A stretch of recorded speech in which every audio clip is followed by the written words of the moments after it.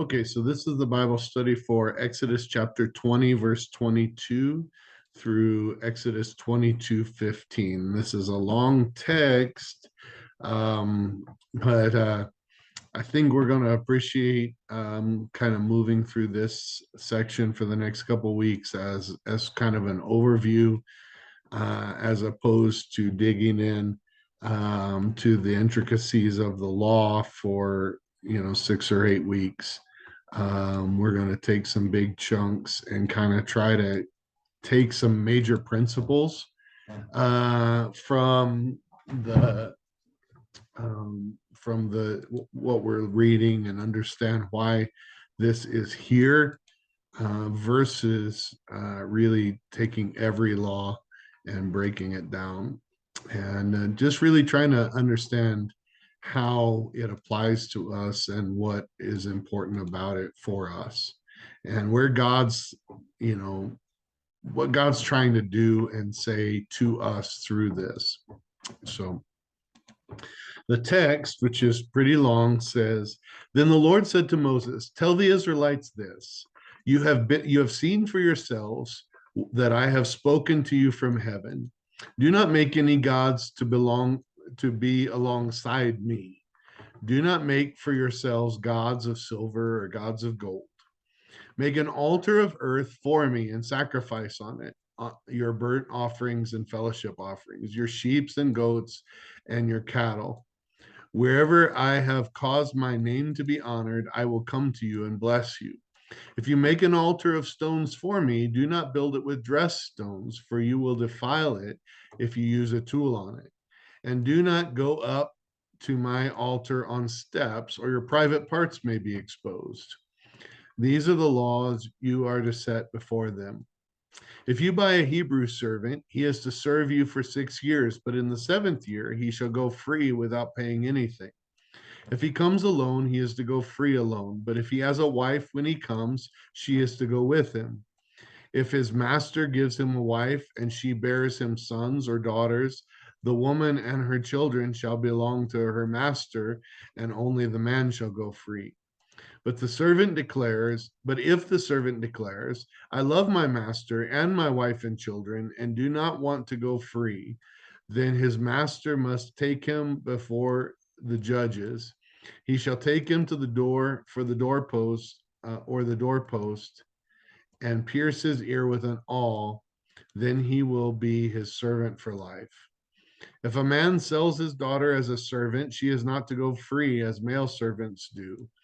If she does not please the master who has selected her for himself, he must let her be redeemed. He has no right to sell her to foreigners because he has broken faith with her. If he selects her for his son, he must grant her the rights of a daughter. If he marries another woman, he must not deprive the first one of her food, clothing, and marital rights.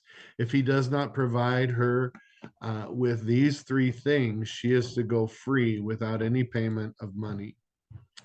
Anyone who strikes a person with a fatal blow is to be put to death. However, if this is not done intentionally, but God lets it happen, they are to flee to a place I will designate.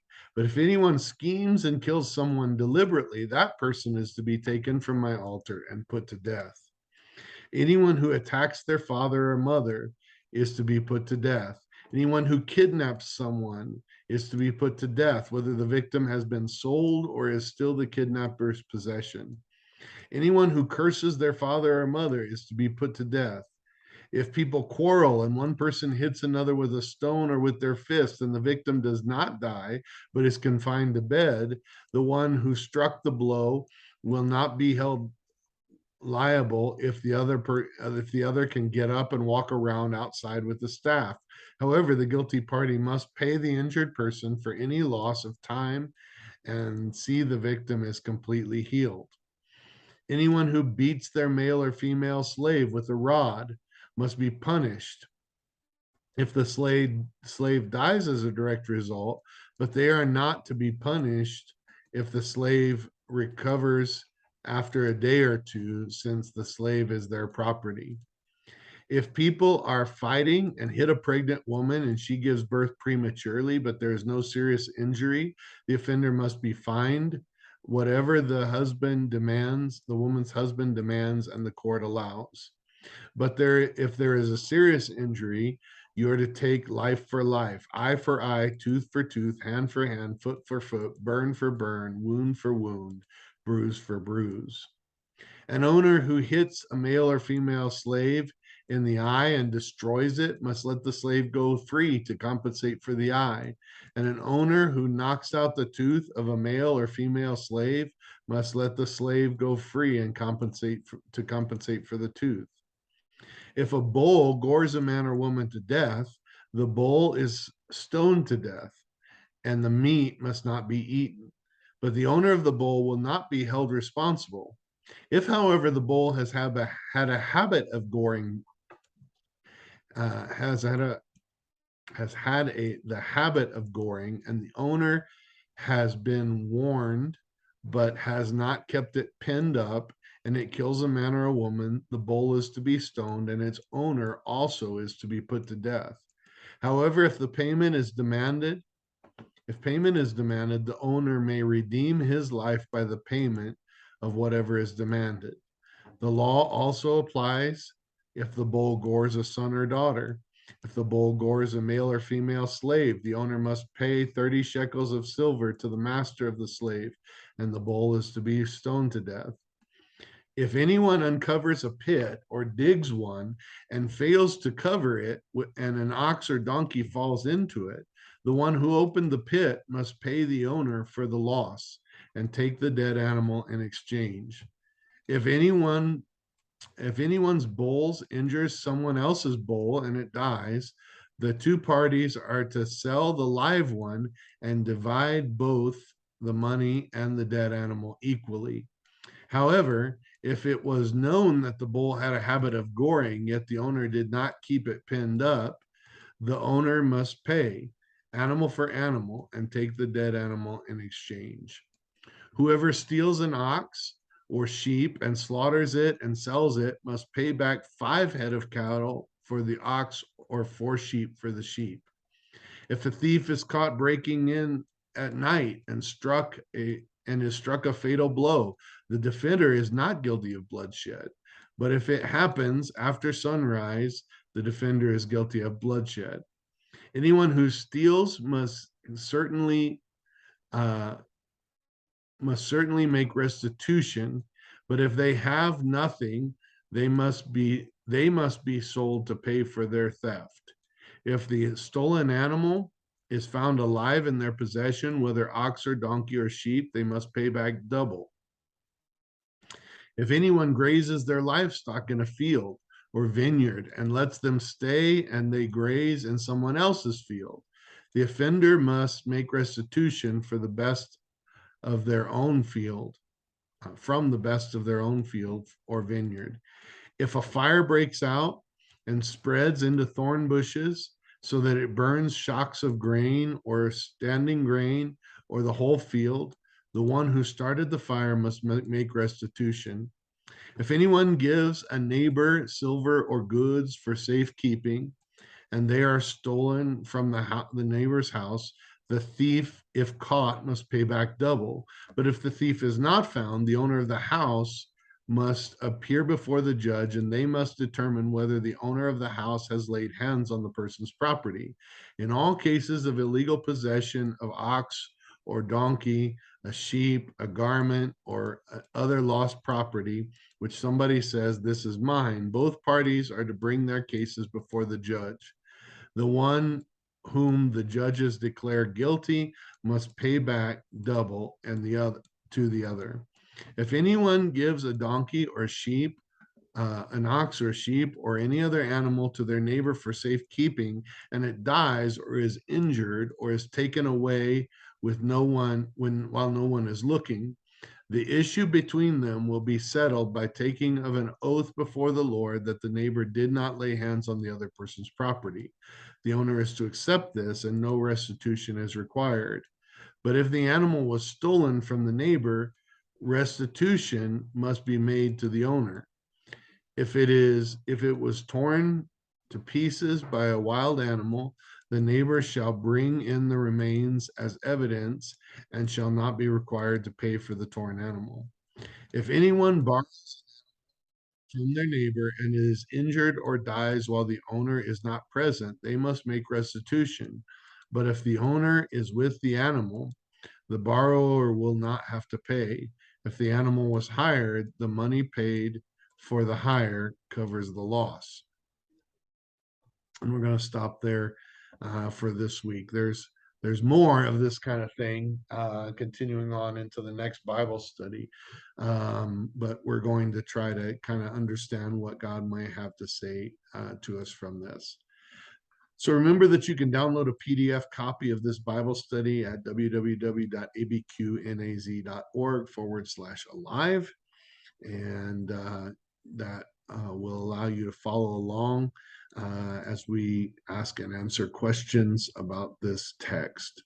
Number one on this week's Bible study says, what did we talk about the last couple of studies? A, God spoke with Moses in front of the people so that the people would trust Moses. Yes, and by the way, at the beginning of this text, God says, "You've seen me speak.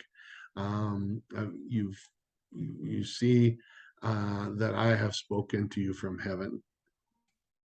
God called Israel into covenant relationship with him to be his treasured possession, a holy nation, a kingdom of priests, to obey him fully. And that's true. And then C, God gave his people the 10 commandments, and that's true. So this is kind of what's been happening over the last couple of texts. Number two, what does God say to Moses in 20:22 through 26? A, tell the Israelites this, you have seen for yourselves that I have spoken to you from heaven. I just referred to that, and that's true. B, do not make any other gods alongside me. That's true. C, he gave Moses instructions about the altar to be used in worshiping God, and that's true. And D, this is the beginning of the explanation of the brief commands given in the last text. So, a couple of things. First of all of these are true. But this is just the beginning of sort of the overall text that we're talking about. And D is significant, that what happened when he gave us the 10 commandments, which we're pretty much familiar with, is they were pretty simple. Most of them, I mean, many of them were just one line, barely even a sentence, that seemed almost self-explanatory. A few of them had some extra detail, or where it was a couple, two, three sentences, a paragraph about that command, but the commands were very short and very simple. What we're reading now and what we're going through through the next few chapters is sort of the explanation, the further explanation of those commandments.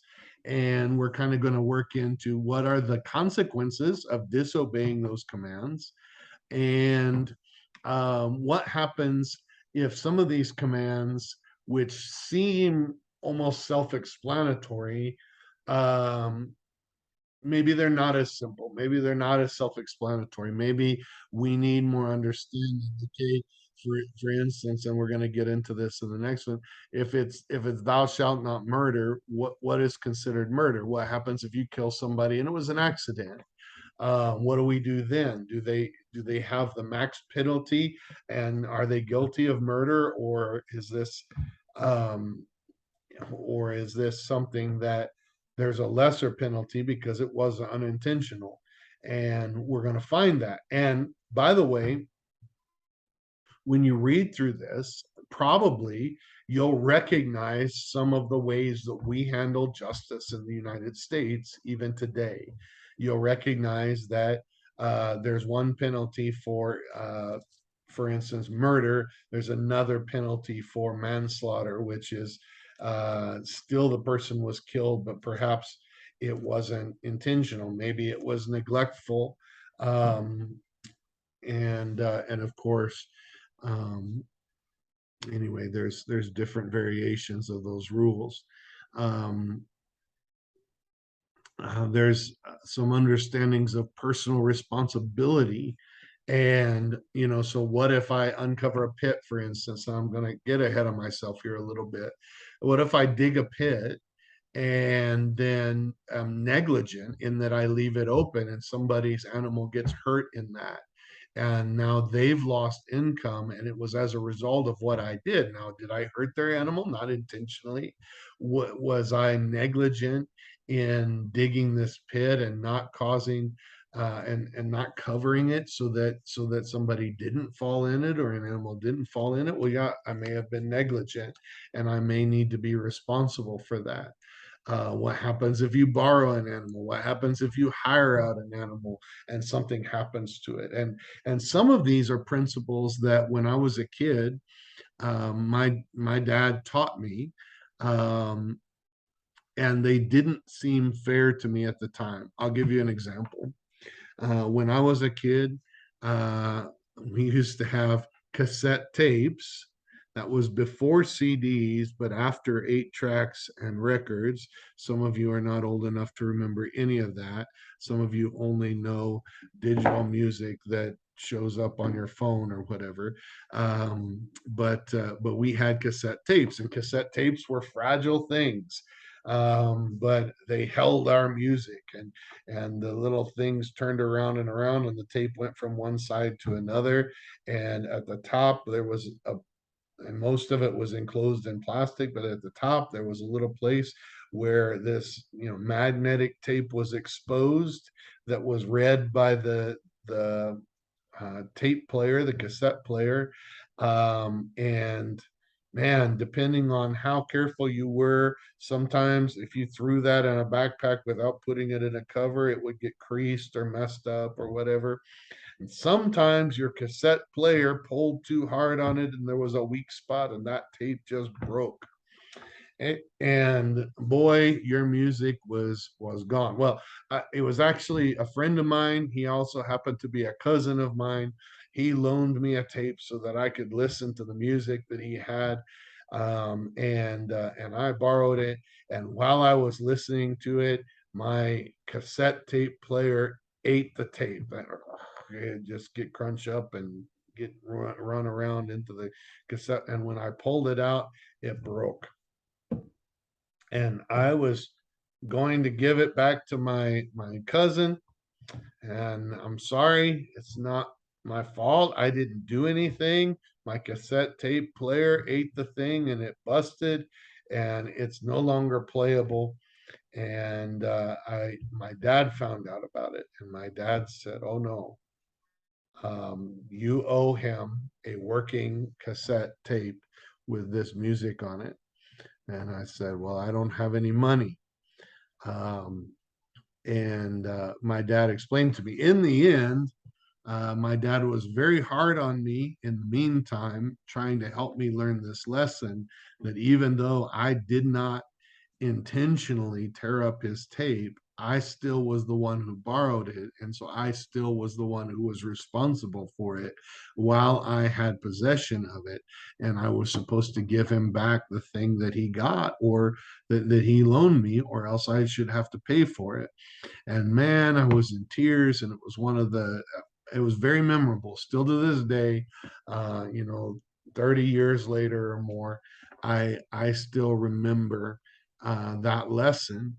Now, in the end, my dad was an engineer, and he got uh, a splice kit and was able to put the tape back together and actually fix the tape so that I could give it back to him fixed.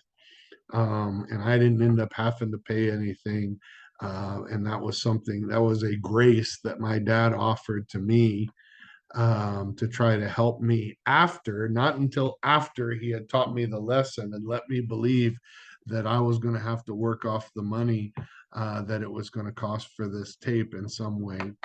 But all of that is significant, and it came to my mind while I was reading this text, because there's several moments in this text where that idea of personal responsibility and being responsible for even your own negligence at times, and being responsible for what you've borrowed, or what has been given you for safekeeping, and how we handle those things. As a child, it it seemed to me, it seemed reasonable to me to hand him back the tape and say, hey, this broke. It wasn't my fault. I didn't do anything to break it. Yes, it was in my possession, but that's not really my fault. Maybe it was your tape that was weak. And all of that made sense to me as a child, that this person was just out of luck, and nobody was really responsible for it. But my dad taught me the principle that actually, because I had borrowed it and I was using it when it broke, I was responsible. And that is a biblical principle. And the reason that I bring it up, and I think we're going to go through these questions and maybe see where we get some of this information.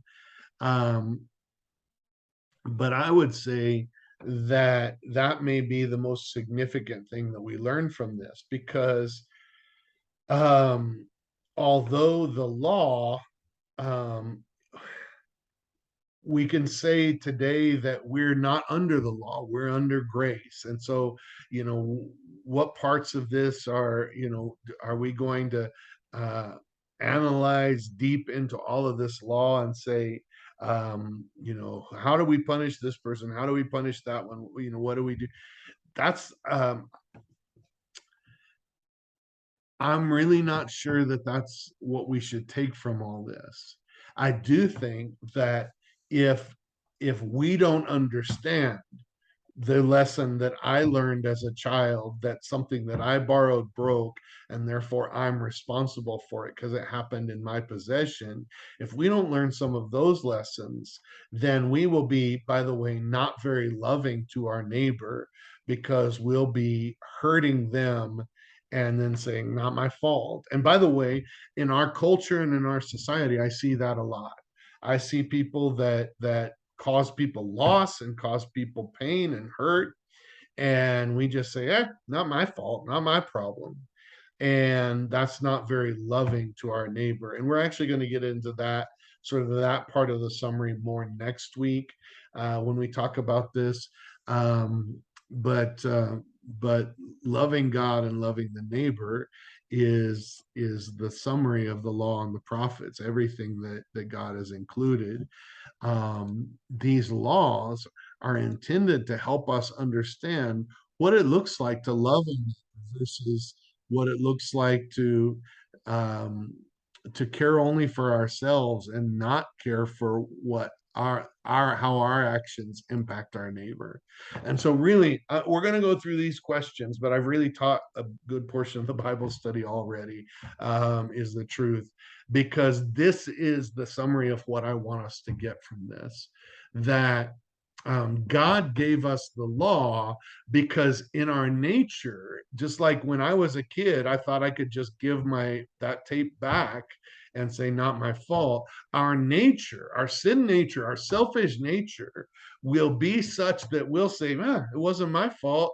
I didn't mean to do it. I didn't do that, cause this harm on purpose.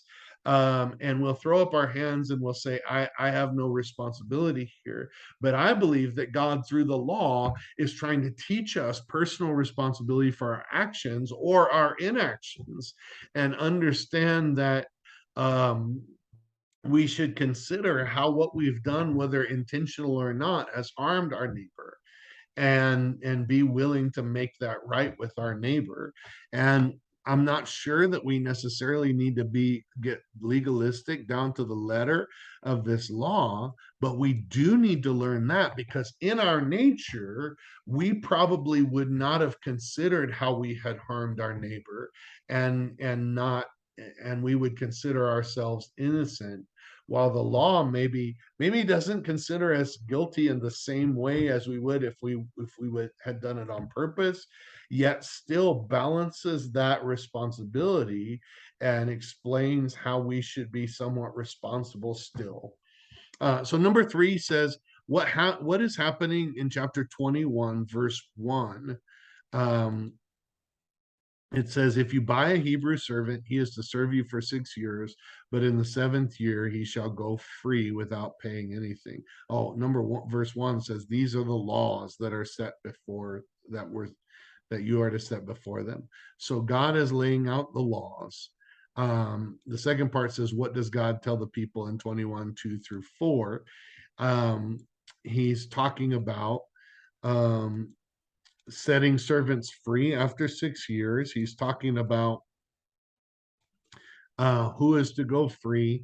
If the servant came with a spouse, and then the spouse and the children go free too. But if you've given them a spouse, then I mean, this doesn't seem relevant or normal or fair today. But if you've given them a spouse, then that spouse still belongs to you, and therefore they don't necessarily go free, um, unless, but only the man goes free. Um, the question of this is, why is this important? Um, so one thing that God does is this is actually consistent, not just in this area, but basically throughout Old Testament scripture in particular, that there is a year of Jubilee. There is a year of freedom every 7 years, and then I think the year of Jubilee is after 7 sevens, after every 50 years, 49 years. Um, but basically in the seventh year, debts are canceled. So anything that um, once they go into the promised land, and this is beyond the scope of this text, but once they go into the promised land, they're given an inheritance. So they don't buy and get a mortgage for a house like we do today. Rather, they're given land, and they start out with land as an inheritance. The only time they mortgage their land or sell their land, which is really a more of a mortgage, is if they have no income, or if they're in debt, and they might sell their land in order to get money to pay off their debt.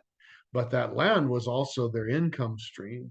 And so there is, basically they sell it, it's more of a long-term lease, or it's, the value of that land is the value for 7 years, because after 7 years they get their land back, or after so many years. If there's a debt in this certain year, all debts are canceled. And so that's a concept, that's throughout the Old Testament, and we see it here with Hebrew servants, because um, there needs to be a moment where the past is wiped away. By the way, that's a Christian concept with Christ too.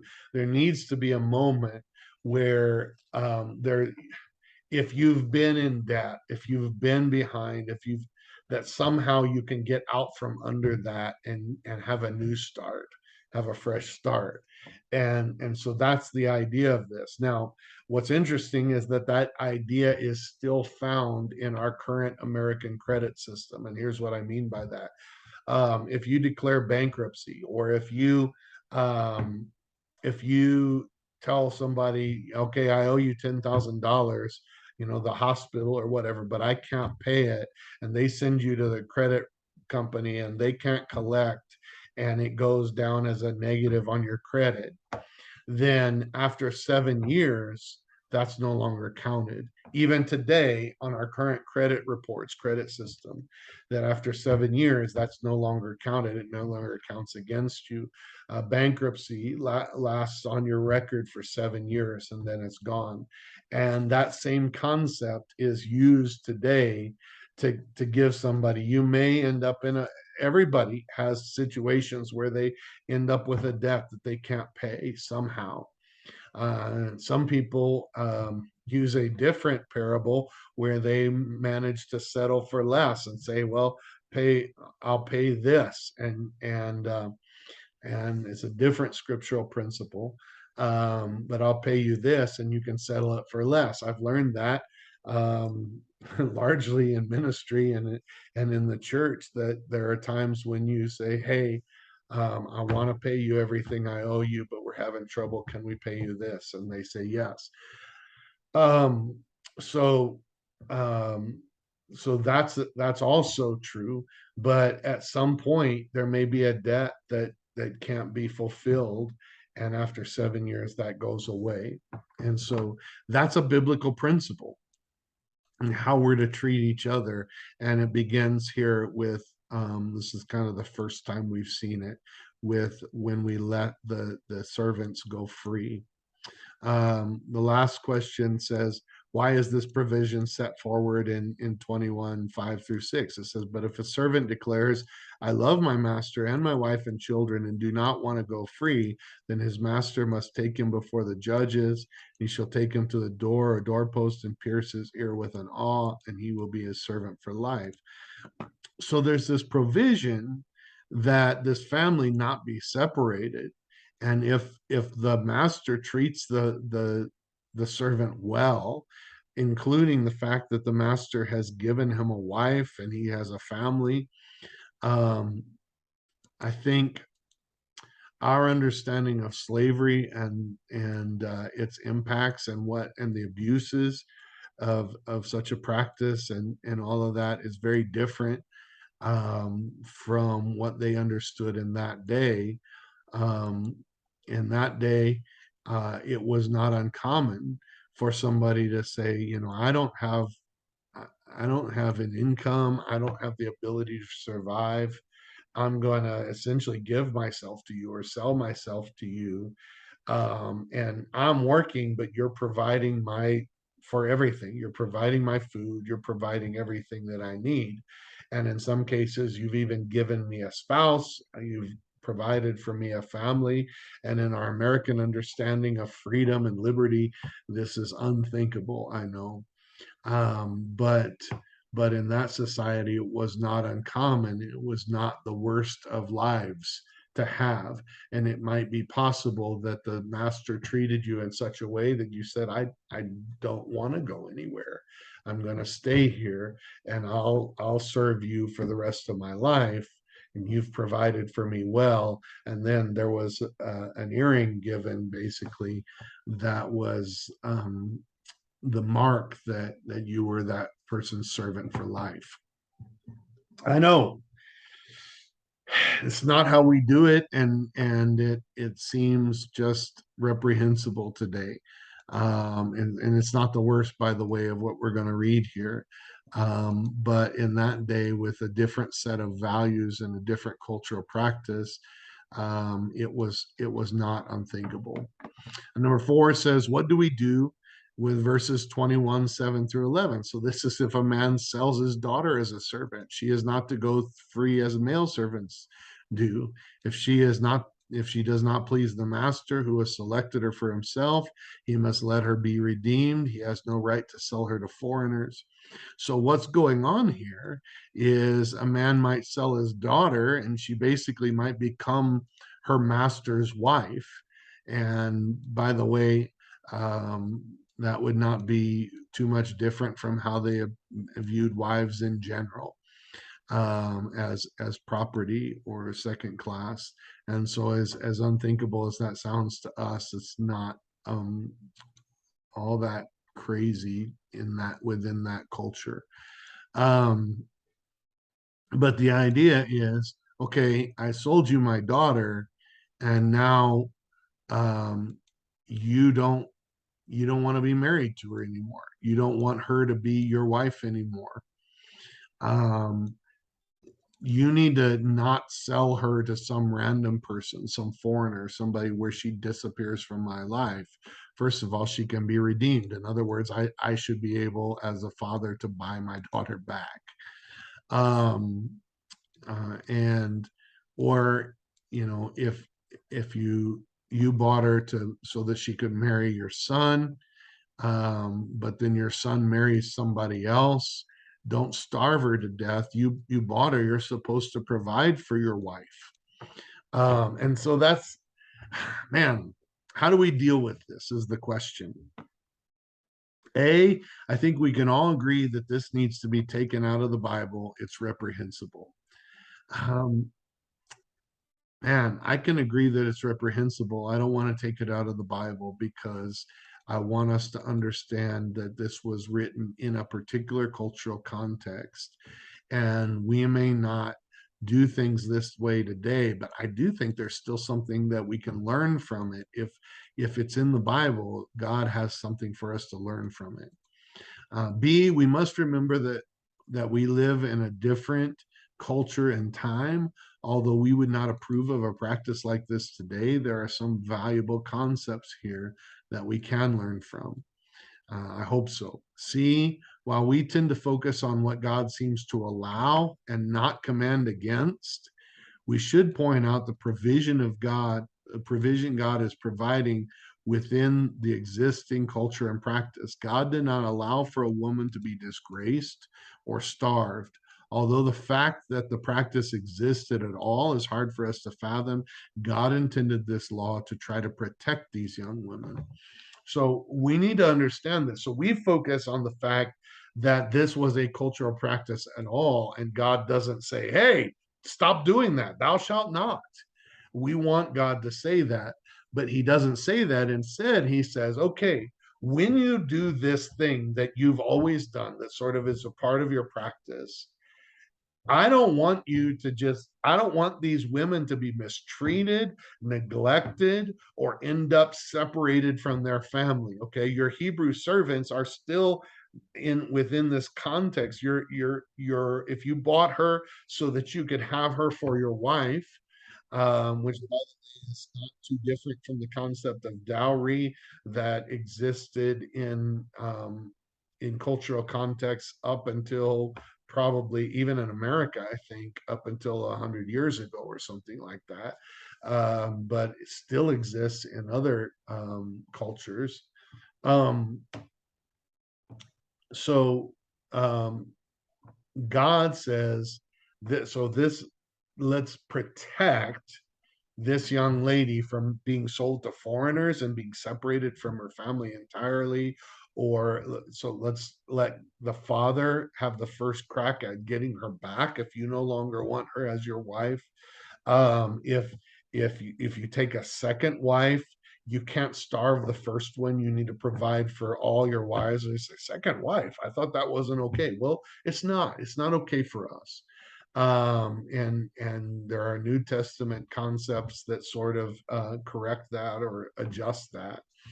But nonetheless, what I think we should see is that God is trying to protect these young women in this situation. And the point of his command, although we may think it doesn't go far enough and he should have commanded against the concept altogether, what his intention was to protect those who could be harmed by somebody who had bought this servant or this wife.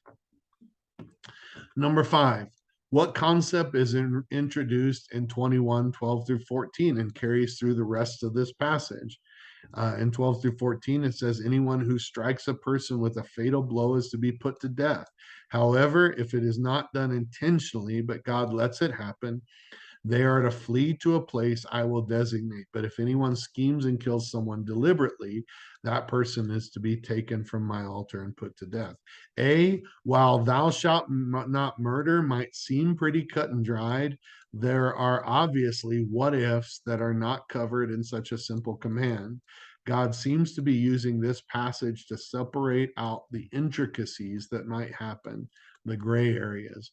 So, okay, thou shalt not murder, but I killed this person, but I didn't mean to. Was that murder? Those are the gray areas we're talking about.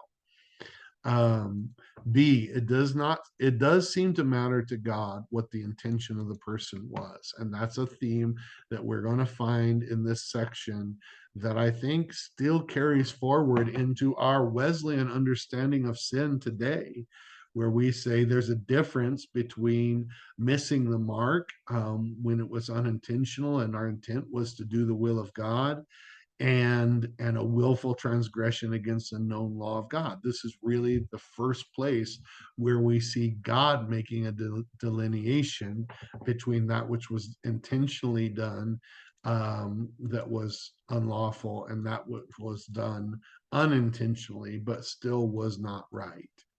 Um, C, verse 13 references cities of refuge, which is not called that here, but it references a place like that, which are described more in Numbers.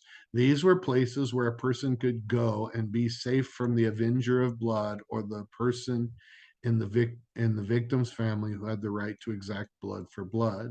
So basically the law as we move forward, not so much here, talks about okay, this is the place.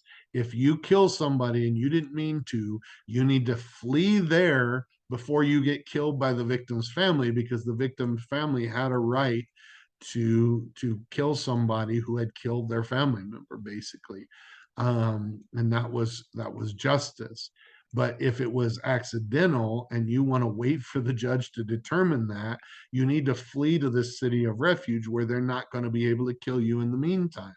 And then if it's found that you did not do it intentionally, you're going to have to live there forever. So there is a consequence. You're going to have to live there, because if you're found to be somewhere else, then their family can still take blood for blood. And that's the way the law was written. And this is sort of the first instance of mention of that here,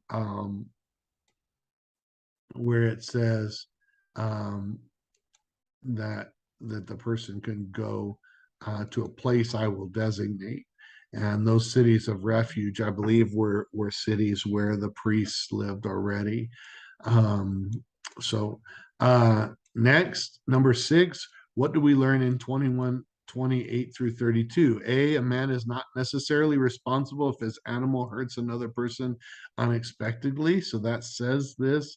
If a bull gores a man or woman to death, the bull is to be stoned to death. Now, you might argue the person is held responsible because they lose their bull, and so there is still a punishment for them, and its meat must not be eaten. But the owner of the bull will not be held responsible beyond the fact that they lose their bull. Is the caveat there.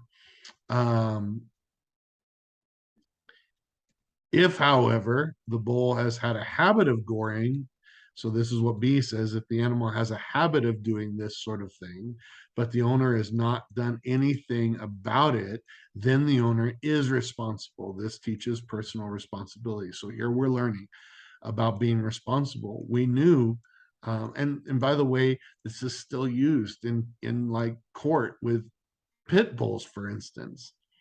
You know, if your animal doesn't have any kind of history, your animal still might be put down, but you're not going to be maybe held liable beyond that. But if your animal had a history and they can prove that in court, then you're going to be liable. Yeah, the animal's still going to be put down, but you're going to be held accountable for much, much more. You're going to be held financially liable for somebody that was hurt. You may even be held criminally liable for their death because you were negligent and caused their death, wrongful death suit.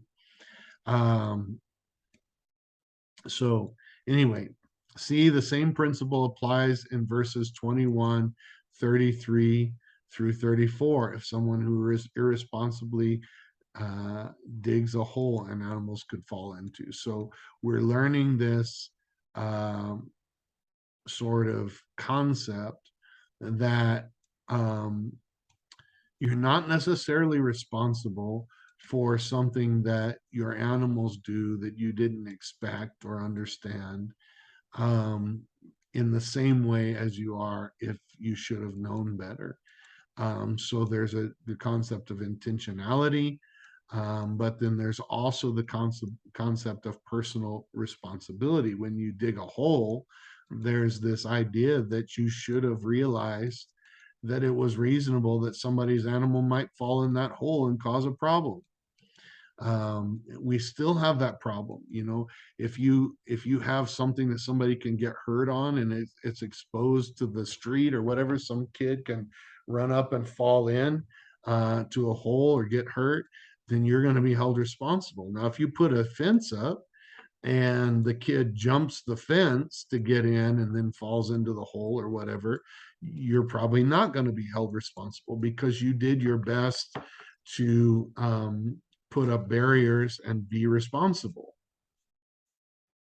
And so we still have these concepts. We can talk about the court system, but let's talk about in our everyday life. If this wasn't a legal code, but this was how we care for people and how we treat people around us. So uh, I hate to say it, but this is the kind of thing that we went through during the pandemic. And we had to ask ourselves, are we responsible for our negligence if we don't take precautions to make sure that we don't spread this disease to somebody that could die from it? And we ask ourselves that question. And some people may think, man, we've just gone too far with this. How far are we going to go?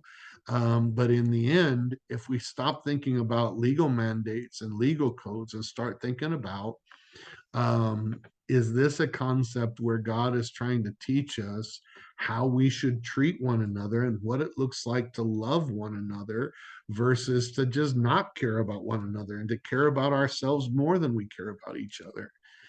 And I think that's what a lot of people came down to in this discussion. And some people were just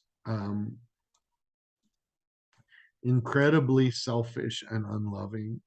And I'm one who I think was balanced in my thinking about um, how much we were responsible for and where the extent of our responsibility um, came to, how far it extended. But I think a lot of people didn't feel like they were responsible to the people around them at all. And I think the concepts of these laws that God put forward and that we've continued on in our legal system would suggest that what God is really trying to tell us is we are responsible for our neglect that might cause injury to others around us. And what it would look like for us to truly love one another and love our neighbor as ourselves would probably be to consider how our actions or inactions could affect somebody around us. Number 7, what principle do we learn in 22:7 through 15? This is more along the lines of what I was talking about with the cassette tape. If I give you something for safekeeping, then there's some responsibility that you have for it, especially if you steal it.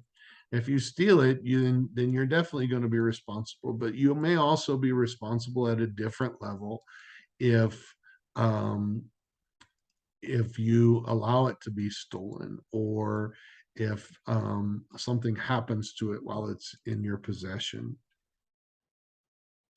There's a difference between the safekeeping of something and the borrowing of an animal versus the hiring out of an animal. And each of those has sort of different levels of consequences or responsibility. Number 8, do these concepts still apply to us? And I think in a lot of ways, the answer is yes. One, because they still apply in our legal code, but even more so because even though we might be free from the law, um, we are um, we are still responsible to the law of love. We're still called to love one another. And so we may not understand what it looks like to love one another until we read these things. And you can be mad and say, stop being so legalistic. But I'm telling you, God gave us this to teach us what it looked like to love one another and what it looked like to not love one another. And so even if we're not going to impose the same penalties, perhaps as this law imposed, we should learn the concepts from it and learn that personal responsibility to one another. So hopefully this is helpful. I know it's not the most interesting or exciting of Bible studies, but hopefully it's helpful in our understanding of God's will for our lives.